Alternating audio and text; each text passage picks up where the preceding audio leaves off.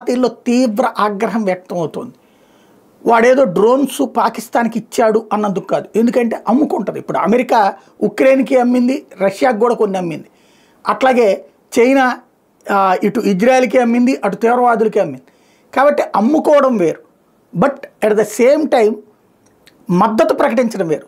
తీవ్రవాద దేశమైనటువంటి పాకిస్తాన్కి మద్దతు ప్రకటించడం, పాకిస్తాన్ ఓడినా కూడా గెలిచిందని టర్కీలో సంబరాలు చేసుకోవడం.